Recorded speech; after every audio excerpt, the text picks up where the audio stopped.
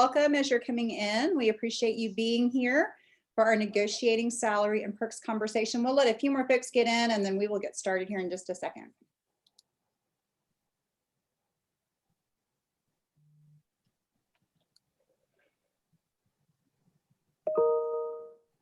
And as you're coming in, if you will maybe go ahead and just mute your video and audio until we get to the question portion.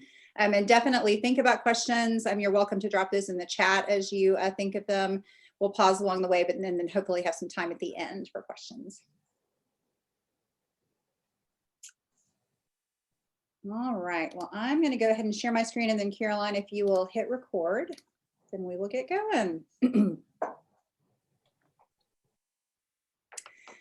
Hi, everyone. I am Nina Woodard, and I am one of the career development specialists here at Belmont in the Office of Career and Professional Development.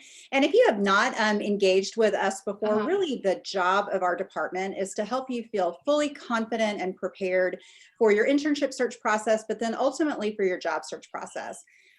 We focus on these career readiness competencies that you can see on the screen. And what that means, that sounds like kind of an overwhelming term sometimes, but really these are 8 priority skill sets that employers, any industry all across the country are really looking for in top candidates as they are planning to recruit and interview for people to join their teams.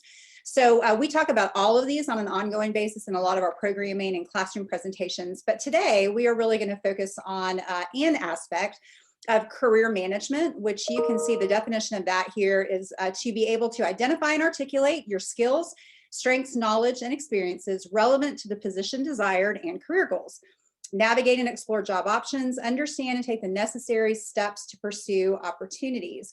So the specific step that we are going to talk about today is negotiating salary and perks. So we are thrilled to have a couple of excellent resources from here within Belmont, but then also out in the entertainment industry to help us navigate a few of those questions. So I will just briefly take a second and ask our panelists to introduce themselves, and then I'll share just a little bit more information with you before we keep going with questions. So Lakeisha, I'll start with you if that's okay. Just introduce yourself and maybe tell us just a little bit about your role here at Belmont. Sure. Good afternoon, everyone. I'm Lakeisha Hudson. I'm the HR generalist here at Belmont University. I've been here with Belmont for about 2 years. I have HR experience in banking, as well as in retail, as well as higher education experience. I also was a member of Career Development Center at Tennessee State University, so I'm excited to assist and help students in any way I can. Wonderful. Thanks so much for being here. And Matthew.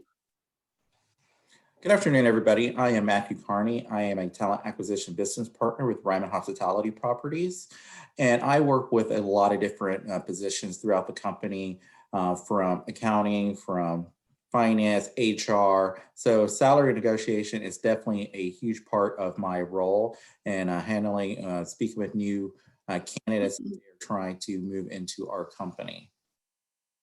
Great. Thanks so much to both of you again for being here. And again, I'm Nina Woodard. I work in the Office of Career Development. I work specifically with entertainment industry majors and alumni. That's also my background. I worked in the music industry for about 25 years before coming to Belmont. So I may pepper in some entertainment industry perspective along the way. My colleague Caroline is also in the session, and she and I work with entertainment industry. But if you're not a Kirk College or School of Music major, you have a dedicated career development specialist. Many of them are represented on this call as well.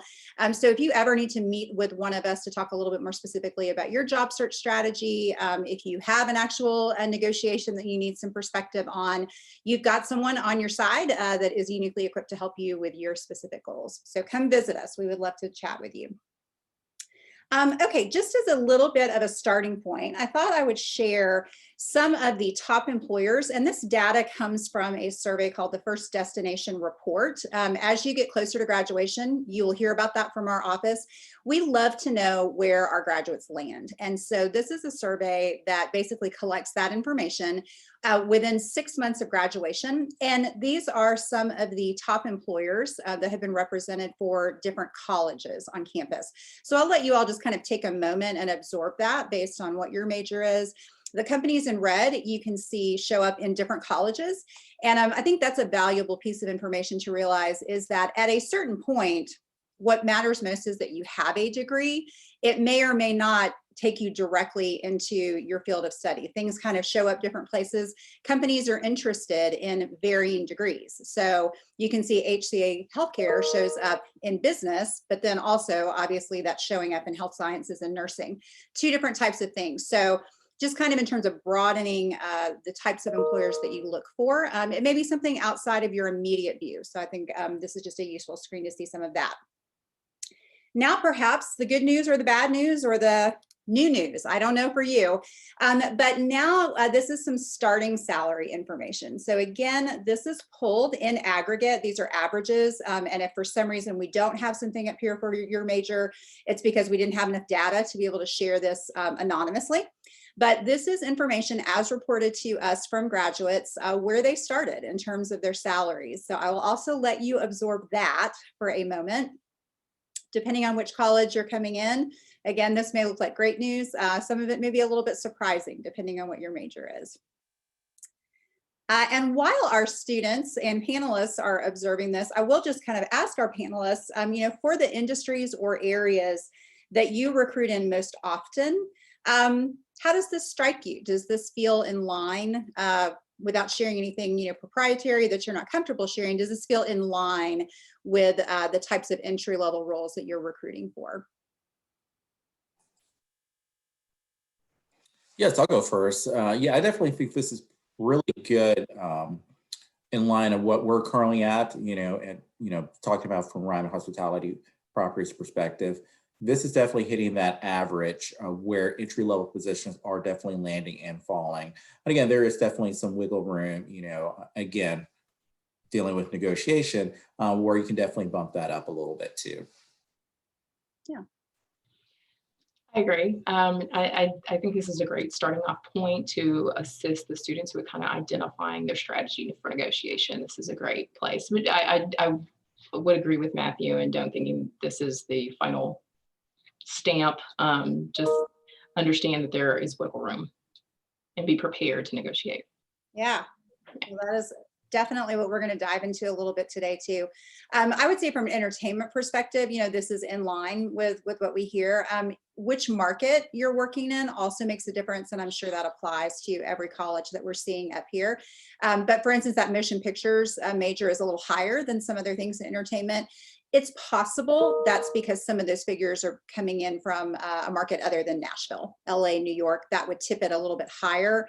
Cost of living is also higher. And so those are some of the things that you want to think about as well, even as you're exploring which market you plan to work in. So, all right, well, I am going to turn off my screen so we can just talk a little more casually.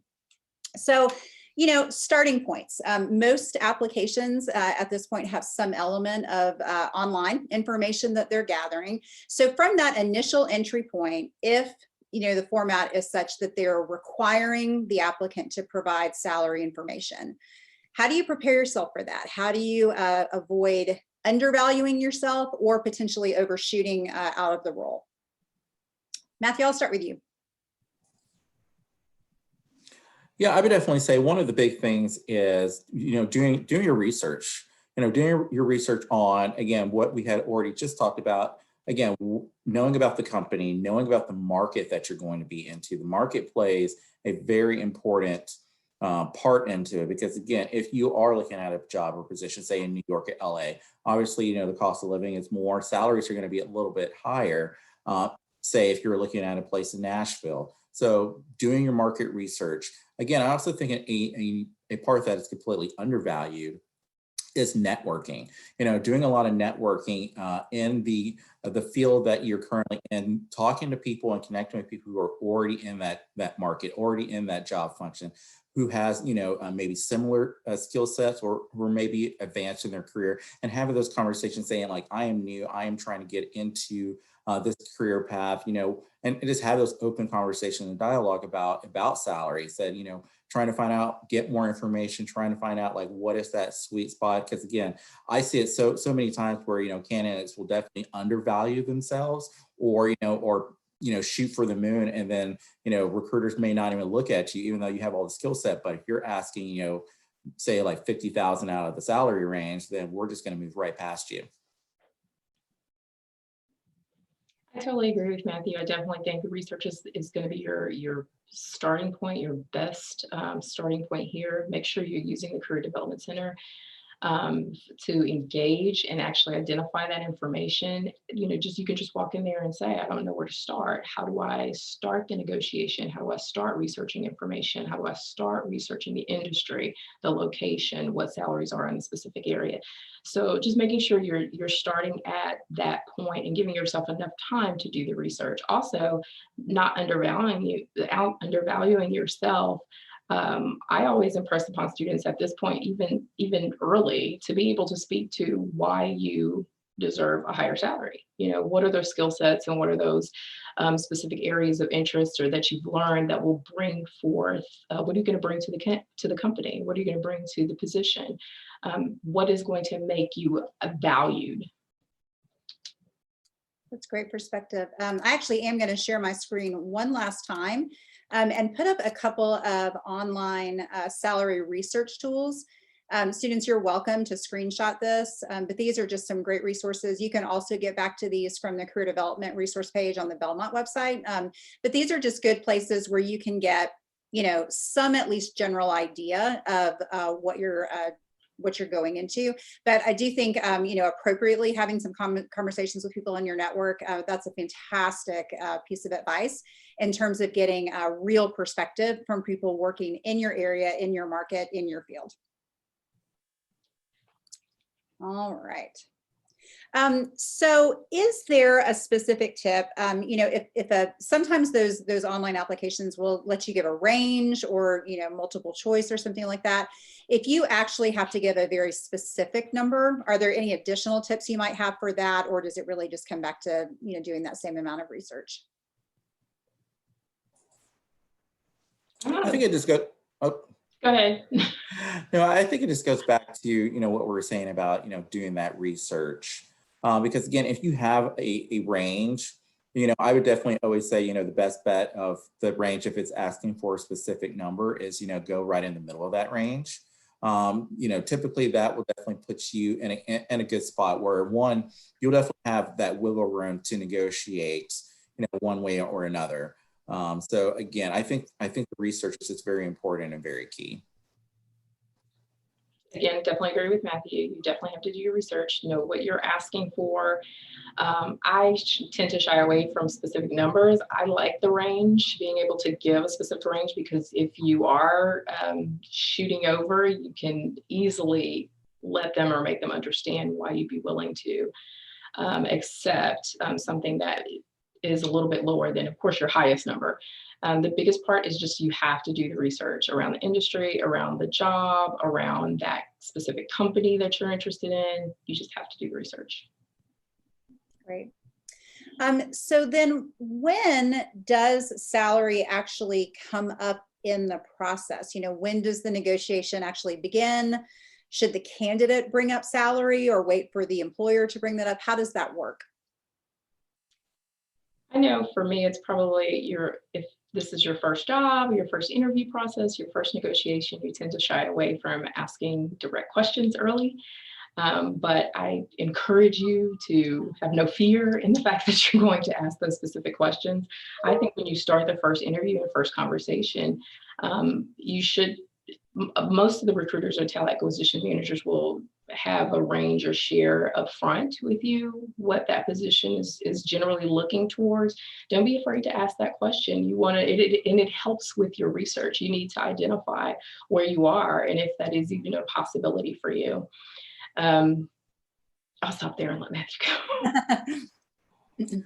Yeah, I cannot agree more. I think it's still a little taboo when in the interview process, when you start talking about money, and a lot of times people think that you just have to wait till like your very last interview. And then you're like, oh yeah, let's talk about salary. I completely disagree with that. I think, you know, within your first conversation that you need to be able to be confident enough of yourself and, you know, and your interviewing skills to ask that question, to bring it up.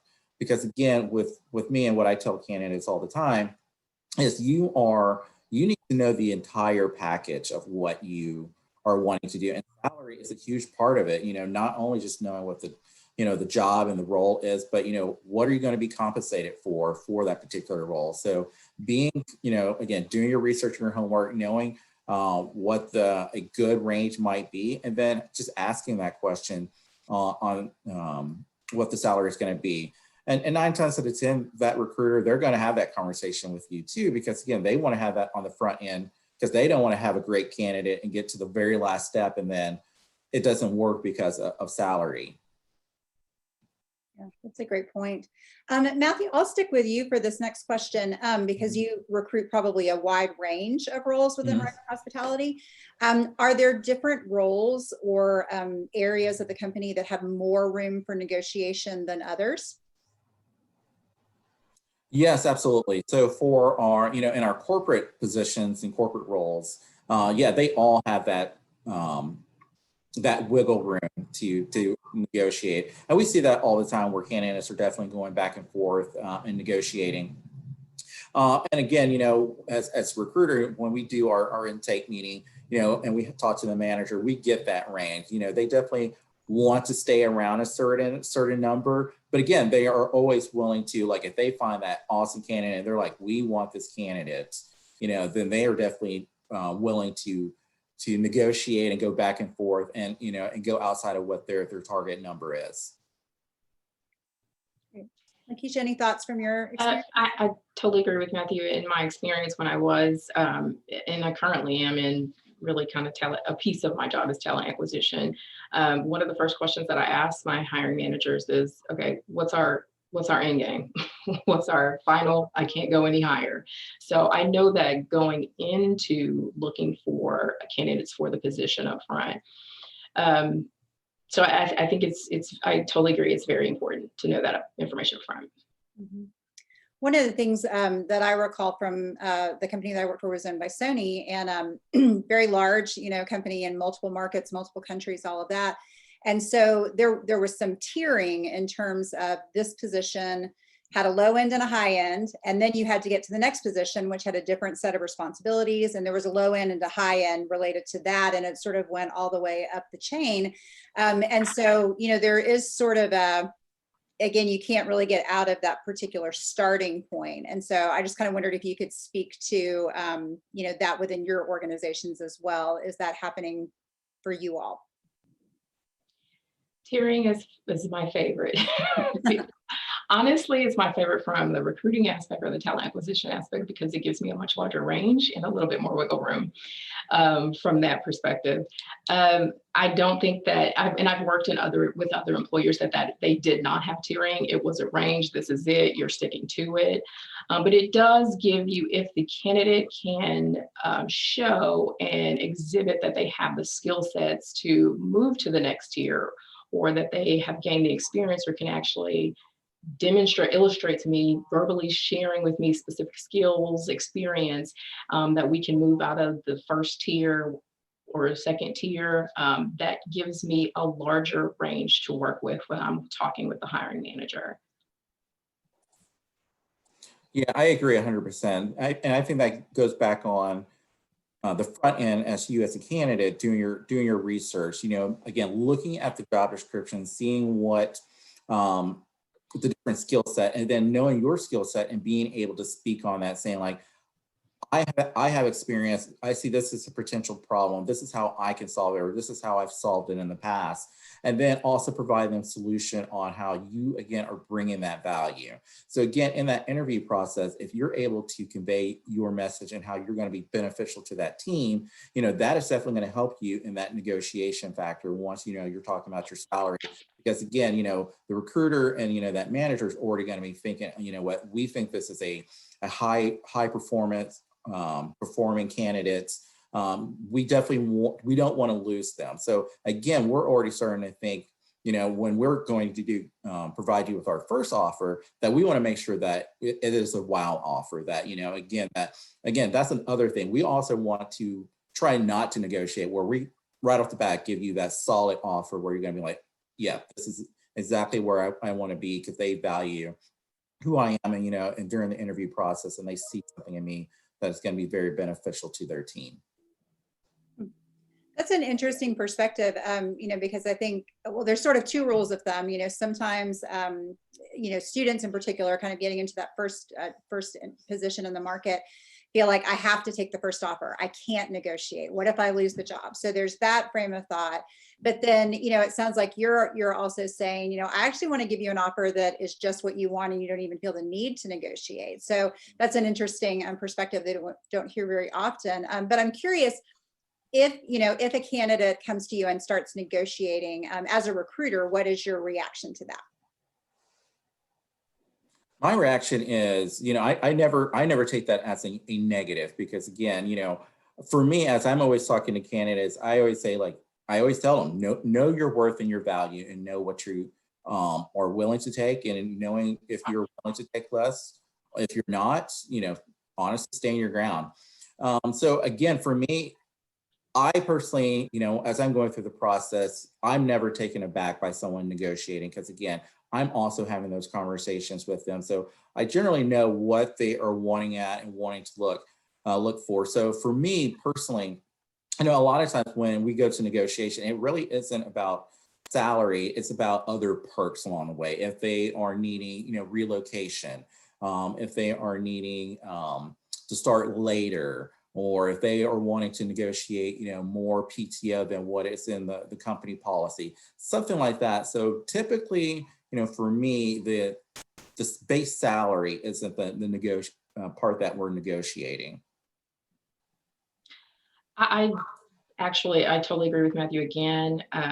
For me, when a candidate, jumps into negotiation, I definitely do not look at it negatively. I look at it as a positive. They see their worth. They know they are bringing something to the table. So I don't look at it as a negative at all. I think the more years I get into the field, and the number of positions or the difference in positions in industry that I've recruited for in talent acquisition, I kind of expect it. If I don't hear it, I'm kind of like, no, I'm kind of like, why are you not going to ask? So I for a student just coming out, I know it can be very overwhelming, and a lot of times they have never done it before, so it's unexpected. So for me, it's a lot of give and play, spend time talking with your career development center, asking them questions, talk through conversations. That's the important part for me. Don't get into a position, and if you need to say, let me think about it, be comfortable in saying, let me think about it, and let them know when you're going to get back with them. But I love it when I hear a candidate say, let's discuss this a little bit more. Yeah. So, so a student receives an offer. They say, great, thank you so much. Give me a little time to think about it. And then they follow back up. What is an appropriate way to push back? What are the types of phrases? What are the types of things they should be calling attention to versus maybe not a great approach?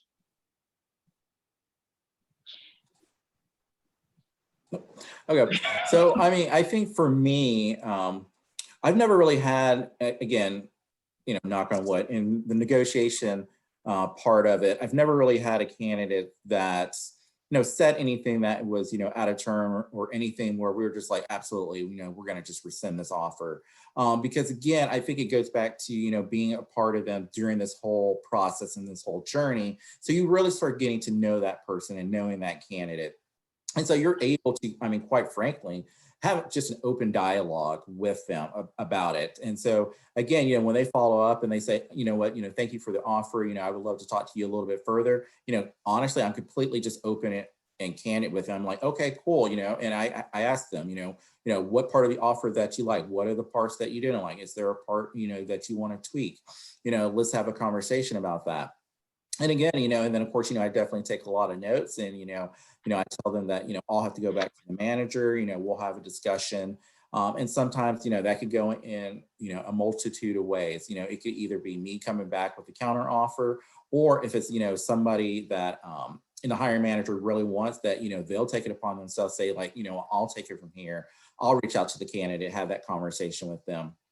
And again, so again, I think the only time where, it can get a little, if you make that counter offer and then we come back, then if you come back with another counter offer, then I think at that point you're starting to thinking like, okay, why didn't they ask you for everything on the first counter offer? Why are they now trying to get more out of it? And so a lot of times, when that happens, you start digging, and then they may have another offer with another company somewhere else, and they will, unfortunately start trying to put you against each other. So there, again, that's stuff you have to be, definitely careful about as well, because you can end up losing both offers. I definitely agree with Matthew. I've never rescinded an offer based on the negotiation or a candidate pushing back and saying, no, this is what I want. I definitely feel like you should be honest on the front end. I agree. Don't keep going back and forth. I feel like the biggest part for you is going to be the research on the front end. So you're knowing what you're going in there asking for. So when you start the negotiation and you come back to the recruiter, you should tell us up front, this is what I'm hoping for. This is where I want to be. And I agree with Matthew. He mentioned that a couple questions ago, that it's the total package. It's not just the salary. I know a lot of people get focused on the salary right now, but it is to the total package about the benefits, the perks, the development, what's the next step, how soon will I get a merit increase? How soon will I be up for promotion? Those are a part of the total package, and I don't want us to forget about those things as well. Mm-hmm. Yeah, that's a great point. I've on the entertainment side, sometimes with entertainment, there's so many different, paths. Sometimes there's a formal structure with a recruiting team and it's very professional and everything is really organized. Sometimes it's a smaller company that you're talking to the owner, who's also the hiring manager and also the internship supervisor and the janitor, and it can be a little looser in structure, and so sometimes those conversations can feel a little bit different, but the rules and patterns I think still apply. And I've only had maybe one or two instances where a student has come back to me after trying to negotiate, and inexplicably the company that was it. The fact that they asked any questions or put forth sort of any proactive effort into their own life path forward professionally was enough for the offer to be rescinded. And as disappointing as that is potentially in the moment, I really encourage the students to think about, if that's how you're starting and asking questions is not a great, not really allowed, is that an environment where you're going to succeed anyway? And so, an appropriate negotiation, I think, it really is kind of considered part of the process, and if you don't push back at some level, I think there is an element where the recruiter's like, well, gosh, maybe they're not as confident in their abilities as I thought they were. So getting kind of specific, because I do think it's helpful for students to know really what we mean by that. So when you go back on potentially it is a salary, negotiation, is there a range? Is there a point where this is too much, you've kind of gone over too much versus, this is about what recruiters are expecting in terms of a salary pushback? I think it's going to depend for me, from my perspective. This is going to start from your very first conversation when Matthew and I were mentioning. You are asking the recruiter what their range is on the front end. So you pretty much know where they're going to say, no, this is it. Mm-hmm. So I think that helps your negotiation when you get to the back end and the offer is specifically made.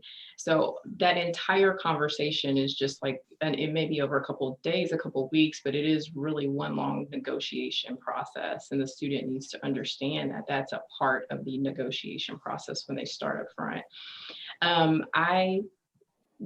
If you can validate the skill set that you're bringing, your worth to the company, I would never tell anybody to say, no, don't ask for that.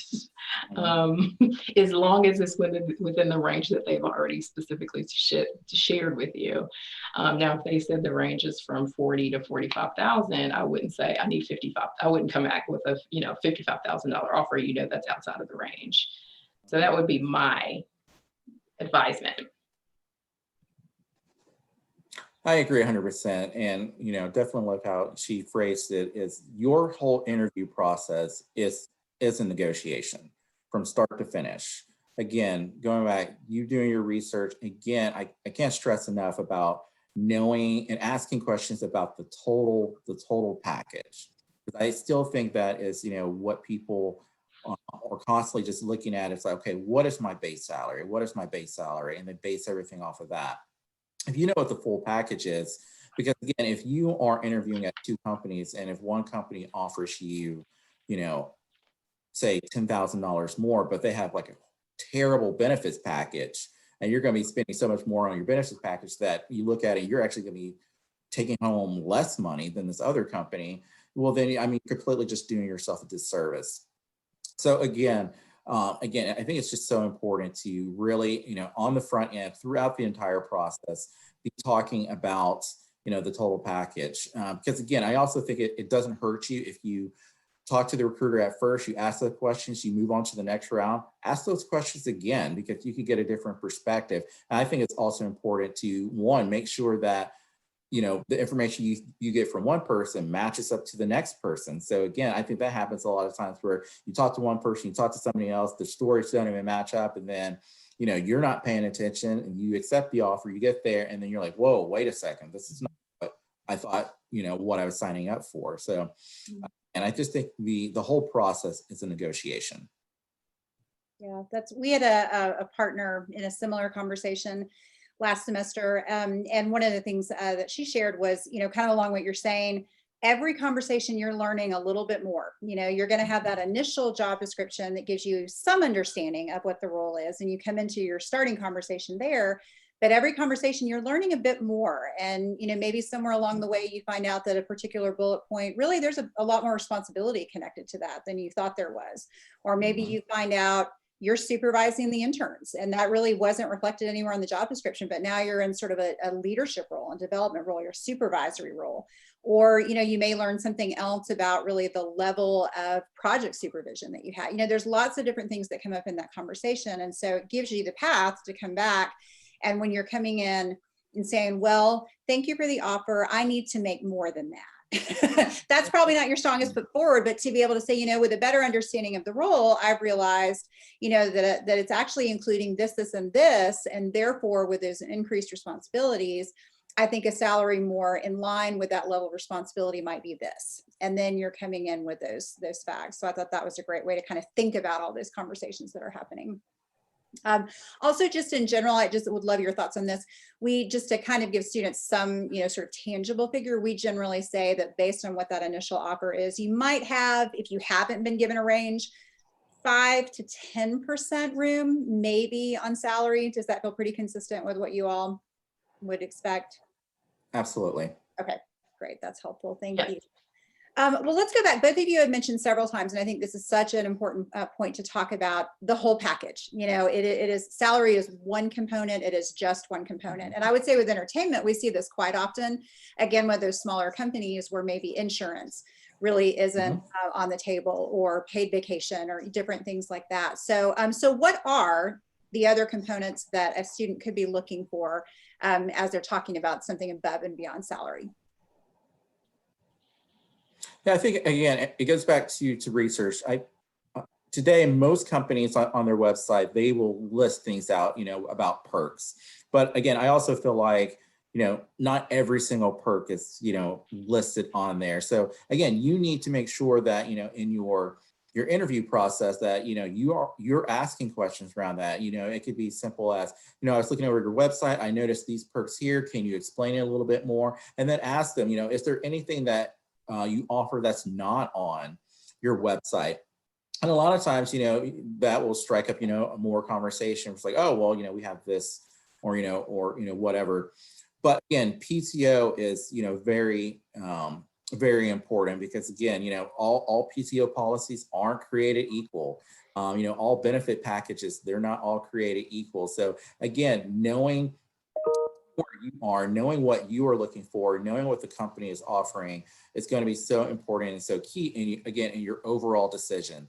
One of the things I always say is, when you're going through the process is, you spend most of your time at work. So make sure, you are going to be extremely happy at where you're going to land. Because again, that's why I say, if I talk to a candidate, they've asked me so many questions, I was like, no, ask me more questions. I want you to be completely satisfied. Every possible question that you can come up with, I want you to ask.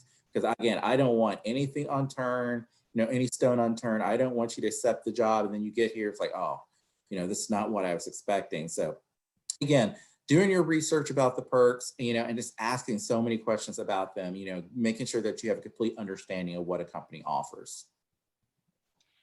Totally agree with Matthew. Agree, and I love more questions because the last thing I want to do is refill the position again.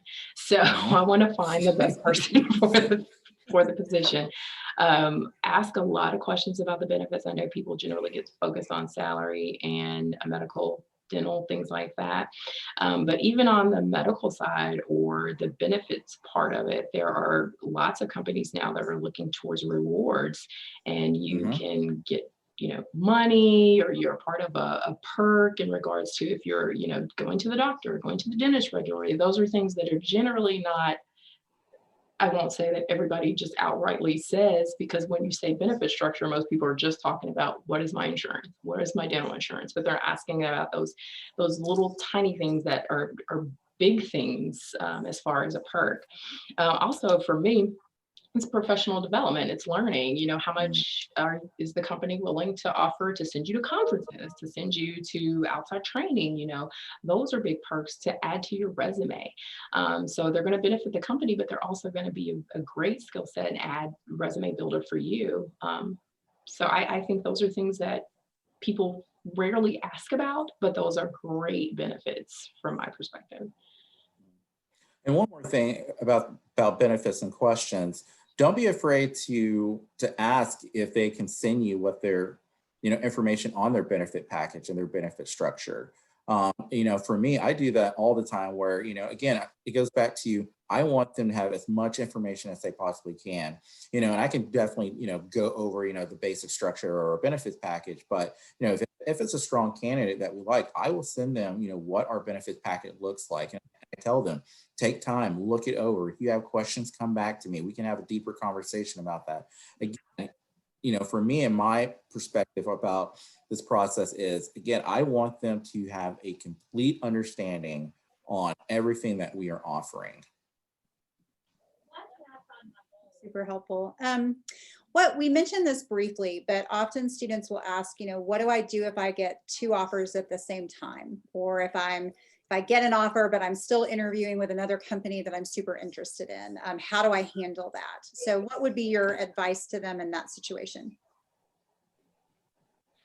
Party time, two offers, two more offers. Oh, to have that problem. Yes, exactly. You are very excited and blessed that you have those problems. For me, it is, as a recruiter, from the recruiter's perspective, I appreciate when candidates are honest about it. If they are, I'm of course going to assume that they're not only interviewing with me, but that they are interviewing with other people. If they ask for a day or two, a weekend, I've had people ask me for a week to identify how it's going to go with the other company. I'm the recruiter. I can't really say, no, you have to answer right now. But the person has to have enough confidence in themselves and their skills to ask for that. So I appreciate honesty. I don't think that any other recruiter or talent acquisition partner is expecting that they're the only person that has a lead on a great candidate, or is that looking at a great candidate. And again, I agree with Matthew. I want to identify and find the best person for the position. If you are not going to be that person and it's meant for somebody else, that's fine with me. But I would impress upon you to be very honest. I don't necessarily feel like you have to tell them exactly where you're interviewing or who you're interviewing with. No, I don't think that's necessary. But I feel like if you do have other offers and you need time to think and really process, if you're just honest in saying that, then you should. I agree 1,000%. Honesty is the best policy. Just be completely open and honest. And, that's something we've been saying through this, the whole process is, do not be afraid to ask for anything. Do not be afraid to provide, your recruiter or the company you're interviewing with information as well. Because again, one, from that company, that is going to give them more insight into you. And they're going to say, okay, this person is honest. This is, they had the right to not tell us any information. But again, they're probably going to now see and view you even more of an asset and probably going to think, okay, this is someone that's honest, this is someone that we want to bring into our organization. They're going to fit well into our culture. What can we do to, seal the deal? But again, on the flip side of that is, again, we still want to make sure that, you're going to be accepting our offer, that you're not going to be sitting there thinking, oh, well, I wish I would have taken the other offer. So again, from our standpoint is we're definitely going to be having more conversations. We're definitely going to allow you to have that time to, make that decision. One of the things that I personally do is, I talk to the candidate. I try to find out, I don't ask them like specific things about the other company, but, I want to know, it's like, okay, what is your holdup? Is there something on our end? Is there something that you are unsure about? Again, I want to now have those conversations. Again, it goes back to, from my standpoint, I don't want to have the candidate have any doubt on my end. So again, making sure if there's any loose ends that we tie that up. So again, that, when they are making their decision, they're sitting there with two offers. They have all the information. I can't speak for the other company, but for my end, I want to make sure that there's no doubts. That's helpful. What do you think are some of the most common mistakes that people make in the negotiating process? Not asking. That's the biggest mistake I can think you make, not asking. Yeah, I'd say not asking, not doing your research. Again, it goes back to, that importance of doing the research. If you don't know what the market is, or you don't know what the salary range is, and you're just going to throw out some number and, you're pretty much just hoping that you get the range, chances are you probably won't. And then you're already going to, probably just qualify you. And then the recruiter's going to be like, okay, next, going to move on. Yeah. I am curious, just quickly, gender, that's been a big conversation in a lot of different categories in the past few years, and sort of historically, maybe women have been underpaid compared to what their male colleagues might be making. I'm just curious, what are you all experiencing in your areas of focus? Is that changing? Is there anything that a candidate can do to ensure that they're being treated fairly across the board? Absolutely. So I could definitely speak on, with our company, we are definitely, very aware of that being an issue in some areas, in some markets. So we definitely try to make sure that we are not a problem, but part of the solution.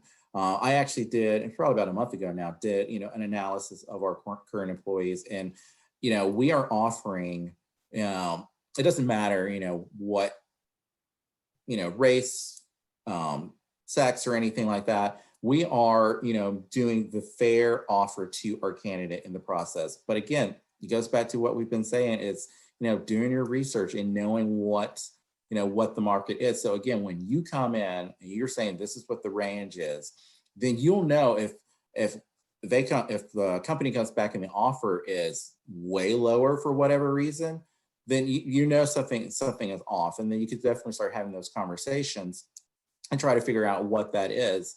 But again, I mean, for, my experience, I have not really had much negative experience in regards of people coming in below what the range is.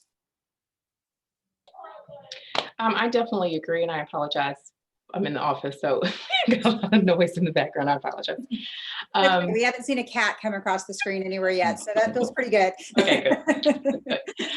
I definitely agree with Matthew. I think the idea that there's disparity is just general knowledge now, and you can find it anywhere when you Google.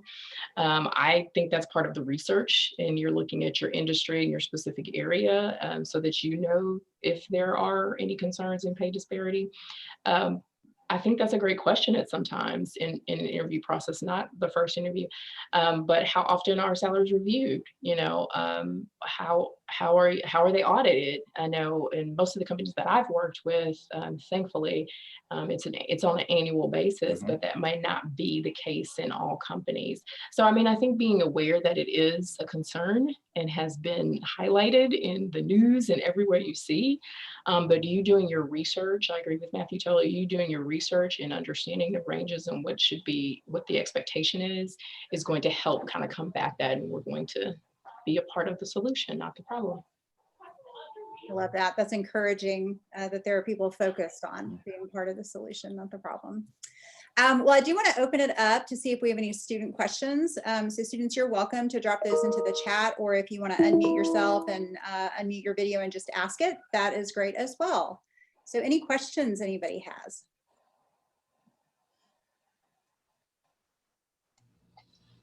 Hi, thank you both for being here today. I really appreciate you both so much. First question I guess I have is, in that first interview, would it make more sense to discuss the range with the interviewer first, or to assert what roughly you're looking to make? Yeah, so I think absolutely. I think I said this earlier. Yeah, throughout the entire process, you should be having those conversations. So interview one, you know, a conversation should be had around salary. And again, if it either comes from you, the candidate, or comes from the recruiter. I know for me, I always ask that question because, again, like I said, I want to know on the front end as opposed to the back end. I don't want to go through the full process thinking, oh my God, this is a great and wonderful candidate. And then they're like, oh, yeah, they're looking for like 50,000 more than our salary range. And then I'm like, well, I just wasted my time. I totally agree with Matthew.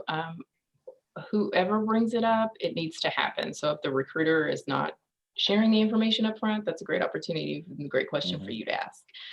If they share and give the information, then you don't have to indulge anymore at that point. But of course, you have the information to start your research and kind of go from there and continue the negotiation. Yeah, I would just add, you know, particularly if you're in a more informal interview situation where maybe it isn't a recruiter, but it's, again, one of those smaller conversations, it's probably not the first thing that you want to say. You want to kind of lead the conversation Right. by your skill set and your interest in the company and the job and things like that. But I do think it is fair.